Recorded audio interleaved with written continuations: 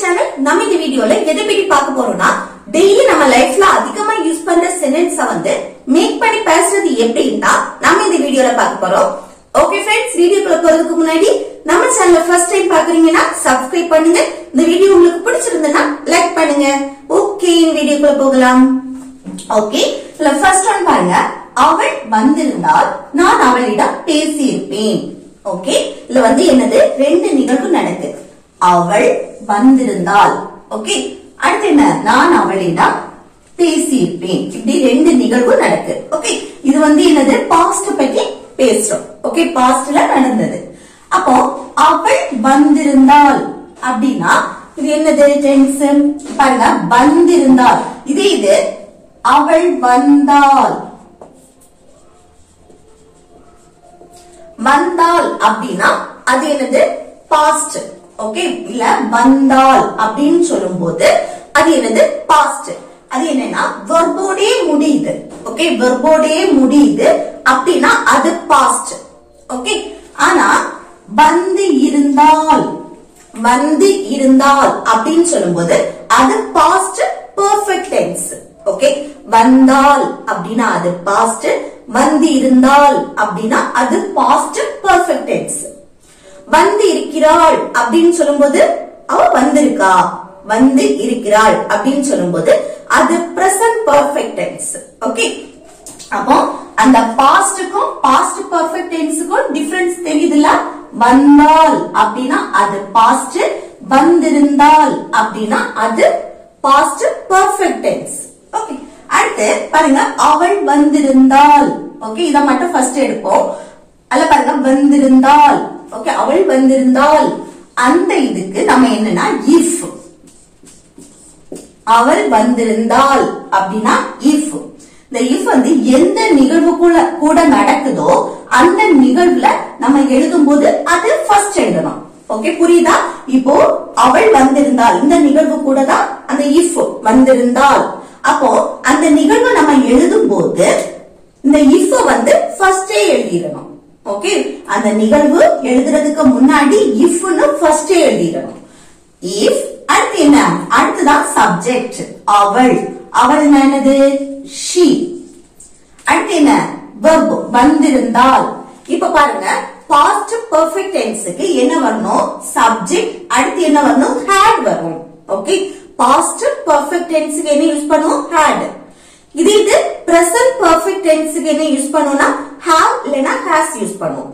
Okay, அப்போ ஆனா வந்தால் இப்படி வந்துச்சுன்னா the verb-ஓடே முடியுது. அது என்னது simple past tense ன்னு சொன்னேன். அப்போ சப்ஜெக்ட் அடுத்து என்னது இந்த verb வரும்.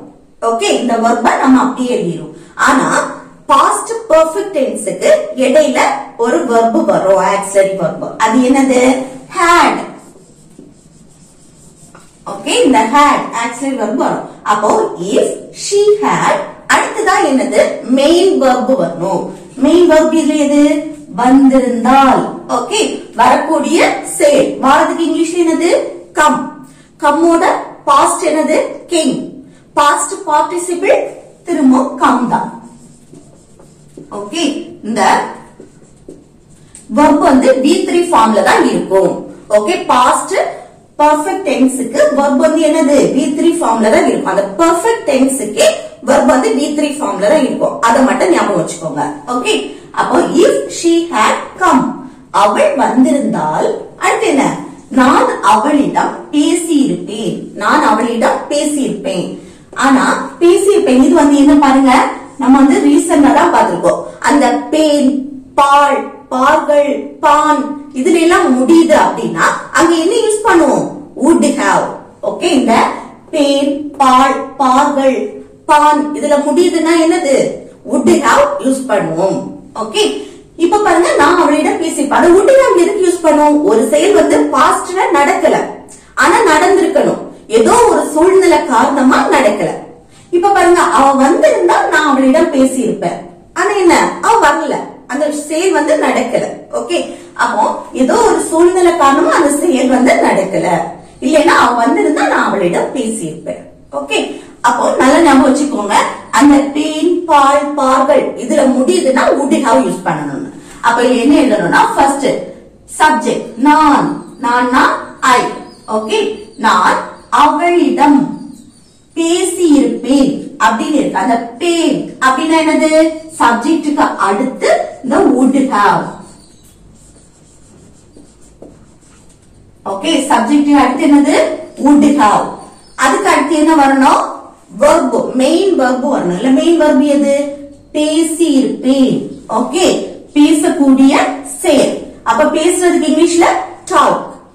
அதோட past participle இந்த would have, should have, could have இதுக்கு எல்லாமே நம்ம வந்து verb V3 ஃபார்ம்ல இருக்கும். அதாவது past participle ஃபார்ம்ல தான் இருக்கும். அப்ப என்ன? would have அடுத்து என்ன? verb V3 ஃபார்ம்ல இருக்கும். பேசுறதுக்கு talk. அது இது past participle talked. Okay, if she had come, அவ வந்திருந்தா I would have talked. Okay, நான் பேசியிருப்பேன். யார்கிட்ட? அவளிடம். ஓகே, அவளிடம் அப்படின்னா இங்க என்ன யூஸ் பண்ணா? to her. இந்த to எதுக்கு யூஸ் பண்ணுவோம்? இப்போ நம்ம ஆல்ரெடி to எங்க யூஸ் பண்ணோம்? ஒரு மூவ்மெண்ட் இருக்கும்போது to யூஸ் பண்ணணும்னு பாத்திருக்கோம். அதுக்கப்புறம் இன்ஃபினிட்டிக்கு to யூஸ் பண்ணணும்னு பாத்திருக்கோம். அடுத்து இங்க பாருங்க, நான் அவளிடம் பேசி இருப்பேன். அந்த பேசி, ஓகே, பேசுற செயல். அந்த பேசி அதுக்கு நாம யார்கிட்ட பேசுறோமோ, ஓகே, எந்த பர்சன் கிட்ட பேசுறோமோ அவங்கள மென்ஷன் பண்றதுக்கு முன்னாடி நம்ம to யூஸ் பண்ணுவோம். நல்லா ஞாபகம் வச்சுக்கோங்க. அந்த பேசி, அந்த வார்த்தை இருக்குல்ல, அந்த பேசி இருப்ப அது யார்கிட்ட பேசுறோமோ அவங்களுக்கு முன்னாடி நம்ம to யூஸ் பண்ணுவோம். அந்த her அப்படின்னா என்னது? Object pronoun. அந்த ஆப்ஜெக்ட் ப்ரோனவுனுக்கு முன்னாடி நம்ம to யூஸ் பண்ணுவோம். இது ஒரு நேம் வந்துச்சுன்னா அந்த நேமுக்கு முன்னாடி நம்ம யார்கிட்ட பேசுறோமோ அவங்களுக்கு முன்னாடி அவங்கள மென்ஷன் பண்றப்போ அவங்களுக்கு முன்னாடி நம்ம to யூஸ் பண்ணுவோம். Okay, to Meera. அடுத்து to அவளிடம் இருக்குல்ல, அவனிடம் அப்படின்னா to him. ஓகே, அடுத்து அவர்களிடம் அப்படின்னா to them.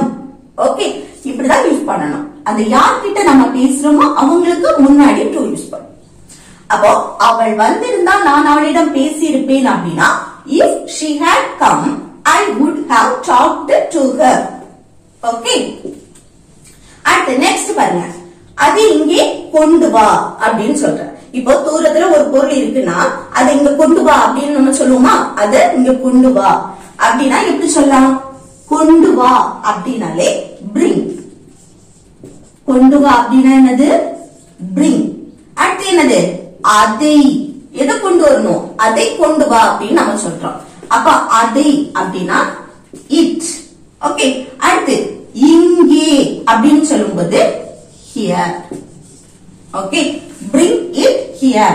இந்த itக்கு thatும் thatனாலும் அது, அதை, அந்த, அதுக்கு மீன். ஓகே, bring that here னு போடலாம், bring it here னு போடலாம். ஓகே, அடுத்து நெக்ஸ்ட் பாருங்க, அந்த சேரை இங்கே கொண்டு வா அப்படின்னு சொல்றேன். அந்த சேரை வந்து இங்க கொண்டு வா. ஓகே, தூரத்துல ஒரு சேர் இருக்குன்னா அந்த சேரை இங்க கொண்டு வா அப்படின்னு சொல்லுவோமா? அப்ப அதை எப்படி சொல்லலாம்? கொண்டு வா அப்படின்னா bring. கொண்டு வா அப்படின்னா என்னது? bring. எதை கொண்டு வரணும்? அந்த சேரை. ஓகே, அந்த சேரை கொண்டு வா. அப்ப என்னது? that chair. Okay, that chair. அடுத்து எங்க? இங்கே அப்படின்னா என்னது? here. ஓகே, அந்த சேர் அப்படின்னா that chair, இங்கே அப்படின்னா here. அப்ப அந்த சேரை இங்கே கொண்டு வா அப்படின்னா bring that chair here. Okay, அடுத்து நெக்ஸ்ட் பாருங்க, உன் கண்களை திறந்து பார். நம்ம சொல்லுவோம்ல, உன் கண்களை வந்து திறந்து பார். நம்ம பேச்சாக்கல என்ன? உன் கண்ணை திறந்து பாரு அப்படின்னு சொல்லுவோமா? அப்போ உன் கண்களை, கண்ணை எல்லாமே ஒண்ணுதான். ஓகே, ஒரு கண்ணையா நம்ம வச்சு மென்ஷன் பண்ணுவோம்ல, இல்ல ரெண்டு கண்ணே தான். ஆனா நம்ம பேச்சு வாக்குல உன் கண்ணை அப்படின்னு சொல்லுவோம். அப்ப உன் கண்ணை திறந்து பாரு அப்படின்னு சொல்லும் போது எப்படி சொல்லலாம்? ஃபர்ஸ்ட் பாருங்க, உன் கண்ணை திறந்து, அது ஒரு செட். அடுத்து பார், அடுத்த இது. ஓகே, அப்ப உன் கண்ணை திறந்து அப்படின்னா என்னது? திறந்து, அதுக்கு ஓபன் யுவர். ஓகே, உன்னுடைய கண்களை. அப்போ open your eyes. Okay, open your eyes அப்படின்னா உன் கண்களை திற. அப்போ உன் கண்களை திறந்து பார். அடுத்த செட். அப்போ and என்னது see. Okay, open your eyes and see. உன் கண்களை திறந்து பார். ஓகே, அடுத்து நெக்ஸ்ட் உன் கண்களை மூடு. நம்ம சொல்லுவோம்ல உன் கண்ணை மூடு அப்படின்னு, ஒரு சர்ப்ரைஸ் காத்திருக்கு, உன் கண்ணை மூடு அப்படின்னு சொல்லுமா. அப்ப உன் கண்ணை மூடு, கண்களை மூடு எல்லாமே ஒண்ணுதான். அப்ப இது என்னது மூடு அப்படின்னா க்ளோஸ். க்ளோஸ் யுவர் அடுத்து eyes. Okay, close your eyes அப்படின்னா உன் கண்களை மூடு. அடுத்து உன் கண்களை திறனா ஓபன் யுவர் ஐஸ். அது இது திறந்து பார் அப்படின்னா open your eyes and see. Okay, அடுத்து நெக்ஸ்ட் பாருங்க. இப்படி இல்ல, நம்ம சொல்லுவோம்ல இப்படி இல்ல, இதை இப்படி பண்ணணும் அப்படி பண்ணணும் அப்படின்னு சொல்லுவோம்ல. இப்படி இல்ல அப்படின்னு சொல்லும் போது என்னது நாட். ஓகே, இல்ல இப்படி இல்ல நாட். அடுத்து இப்படி அப்படின்னா என்னது லைக் திஸ். ஓகே, இப்படி இல்ல அப்படின்னா நாட் லைக் திஸ் அப்படின்னு சொல்லுவோம். அது இது அப்படி இல்ல அப்படின்னா not like that. Okay, not like this அப்படின்னா இப்படி இல்ல அப்படின்னு அர்த்தம். அது அப்படி இல்ல அப்படின்னு சொல்லுமா. அப்படி இல்ல அப்படின்னா not like that. Okay, அது அப்படி இல்லைனா it is not like that. Okay, it is அது. Okay, அது அப்படி இல்ல அப்படின்னா it is not like that. Okay, அடுத்து நெக்ஸ்ட் பாருங்க. அது போதும், நம்ம சொல்லுவோம்ல அது போதும் இருக்கட்டும் அப்படின்னு சொல்லுமா. அப்ப அது போதும் அப்படின்னா எப்படி சொல்லணும் that. அது அப்படின்னா that. ஓகே, ஒன்னே ஒன்னதான் மென்ஷன் பண்றோம். that this இது எல்லாமே ஒன்னே ஒன்னா மென்ஷன் பண்ணி பேசுறோம். ஓகே, அப்ப அந்த thatக்கு அடுத்து is தான் யூஸ் பண்ணுவோம். ஒன்னே ஒன்னா மென்ஷன் பண்ணி பேசுறதுல is இல்ல வந்து எந்த மெயின் வெர்புமே வரல. ஓகே, அதனால ஒண்ணு நம்ம வந்து இது ஒண்ணு நிலையை சொல்றோம். ஓகே, ஒரு பொருளோட நிலையோ இல்ல ஏதாவது ஒரு நிலையை நம்ம சொல்றோம் அப்படின்னா ஒன்ன பற்றி நம்ம பேசுறோம்னா அந்த இடத்துல be verb யூஸ் பண்ணுவோம். அது போதும், ஏதோ ஒண்ண காணிச்சு நம்ம கேட்போம் அது போதும் அது இருக்கட்டும் அப்படின்னு சொல்லுவோமா. அப்ப நம்ம be verb யூஸ் பண்ணுவோம். that is அந்த be verbனா is or was were இப்படி வரும். ஓகே, நம்ம வந்து பிரசன்ட்ல சொல்றோம் அது போதும். பிரசன்ட்னா இப்போ இந்த நிமிஷம் நடக்கக்கூடிய செயல். அப்போ ஒன்னே ஒண்ணு மென்ஷன் பண்றதுனால is, இல்ல ஒன்றுக்கு மேற்பட்டதை மென்ஷன் பண்ணும்போது are யூஸ் பண்ணுவோம்.